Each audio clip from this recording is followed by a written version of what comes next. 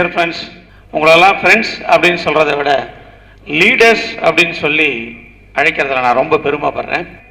இந்த குரூப்பில் இந்த ஃப்ரெண்ட்ஷிப்போட நானும் ஒருத்தனாக இருக்கிறதுல ரொம்ப பெருமைப்படுறேன். நம்மளுடைய குரூப் வந்து 5 வயசுலேருந்து 15 வயசு வரைக்கும் இருக்கிற ஒரு குரூப் தான் இது. அந்த காலகட்டத்தில் நம்ம எல்லாம் ஒருத்தருக்கு ஒருத்தர் வந்து இன்ட்ரடியூஸ் ஆனோம். இதுக்கு வந்து மிக முக்கிய காரணம் அப்படின்னா, நம்ம ஒரு லெவலில் தாண்டின அப்புறமா அந்த 5லேருந்து 10 வந்து தாய் தந்தை தான் நம்மளுக்கு வந்து ஒரு அடையாளமாக இருந்தாங்க. அந்த அடையாளத்துலேருந்து வந்து ஸ்கூலில் சேர்றோம். ஸ்கூலில் சேரும்போது நம்ம பேர் மட்டும் தான் நம்மளுக்கு அடையாளம். அப்போ 10th ஸ்டாண்டர்ட் 15 வயசு வரும்போது நம்ம ஒரு 10th ஸ்டாண்டர்ட் முடிக்கும்போது 11th 12th வரும். 11th 12th வரும்போதே ஒரு குரூப்புன்னு ஒரு பிரிவு நம்மளுக்குள்ள ஏற்படுது. அந்த குரூப் வைஸ் நம்ம பிரிஞ்சிடுறோம். அதுக்கப்புறமா காலேஜுன்னு போகிறோம், டெக்னிக்கல் எஜுகேஷன்ஸ்னு போகிறோம், அதில் ஒரு குரூப் பிரியுது. அதுக்கப்புறமா நம்மளுக்கு கல்யாணம், அதுக்கப்புறம் நம்ம பசங்க, அதுக்கப்புறம் நம்மளுடைய வேலைகள் அப்படின்னு சொல்லிட்டு குரூப் பிரிஞ்சுக்கிட்டே இருக்கு.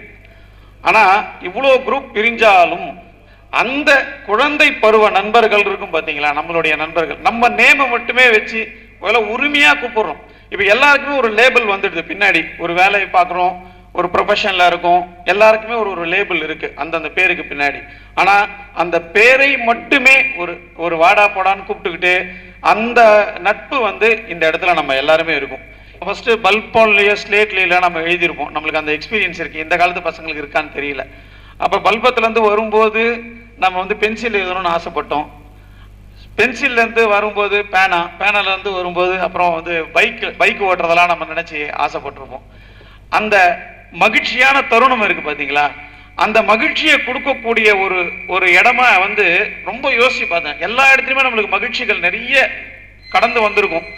பல விதமான ஃபங்க்ஷன்ஸ் அட்டன் பண்ணியிருப்போம், பல விதமான சாதனைகள் நம்ம எல்லாம் செஞ்சுருப்போம்.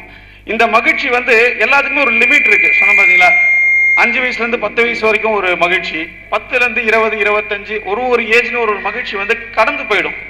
ஆனால் என்றைக்குமே அதாவது மறக்க முடியாத ஒரு மகிழ்ச்சி என்றைக்குமே நிலைச்சுன்னு இருக்குன்னா, என்னுடைய உணர்வுகள், நம்மளுடைய உணர்வுகள் கண்டிப்பாக நம்ம அப்பா அம்மாவால் புரிஞ்சிக்க முடியுமான்றது. ஏன்னா அவங்க வேற ஜெனரேஷன். நம்ம பசங்க புரிஞ்சிக்க முடியாது, நம்ம குடும்பத்திலையும் புரிஞ்சிக்க முடியாது.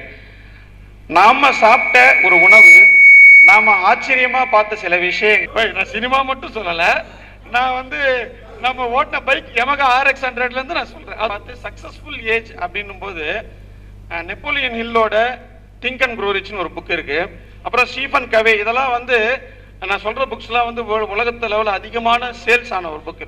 இதுல எப்படி ஆராய்ச்சி பண்ணியிருக்காங்கன்னா, 40லேருந்து 60 வயசு வரைக்கும் இருக்கிற ஏஜ் தான் வந்து இருக்கிறதுலே பெஸ்ட் ஏஜ். மனிதன் வாழ்றதுலேயே அதிக ஒரு நல்ல ஏஜ்ன்றது அந்த ஏஜ் தான் அப்படின்றாங்க.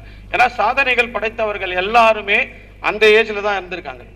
அப்ப நாம 15 வயசு பள்ளி பருவத்தில் ஆரம்பிச்ச அந்த மகிழ்ச்சியை இப்ப அந்த ஏஜ்ல நம்ம எல்லாருமே ஒரு கரெக்டா இருக்கும். 40 to 60 அப்படி இருக்கும்போது நம்ம வந்து கரெக்டா அதுல மிட் ரேஞ்சில் இருக்கும். சாதனைகள் புரியக்கூடிய வயது இந்த வயதுல தான் எல்லாருமே சாதனைகளும் புரிஞ்சிருக்கும். இந்த ஏஜ்ல நம்ம எல்லாருமே இணைஞ்சிருக்கும். இதுக்கு வந்து நான் முதலே சொன்னீங்களா, உங்க கூட இருக்கிறதுல நான் வந்து பெருமைப்படுறேன் அப்படின்னு சொல்லிட்டு ஒரு நண்பருக்காக ஒரு சின்ன ஒரு சர்வீஸ் பண்ணலான்னு சொல்லிட்டு ஒரு விஷயத்தை நம்ம கையில் எடுத்தோம்.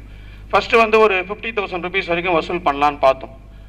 அது வந்து 50 கடந்துடுச்சு. அதுக்கப்புறம் 1 lakhல ரீச் பண்ணலாம் அப்படின்னு பார்த்தோம். அதுவும் கடந்து கிட்டத்தட்ட ஒரு 1.5 லட்சம் ரூபாய்க்கு நம்ம எல்லாருமே சேர்ந்து ஒரு பெரிய ஒரு சாதனை. அந்த அதாவது ரொம்ப அது வந்து பெருமையாக நான் நினைக்கிறேன். 160 கிட்ட நம்ம எடுத்துட்டு வந்து கொடுத்தோம். அது வந்து பெரிய சாதனையாக நினைக்கிறேன். அந்த டீம்ல இந்த மாதிரி ஒரு நட்பை கிடைச்சதுதான் நான் வந்து ரொம்ப பெருமையாக நினைக்கிறேன் இந்த இதில். Thanks a lot. அதுக்கப்புறம் நெக்ஸ்ட் ஸ்டார்ட் பண்ணுங்க. Thank you very much.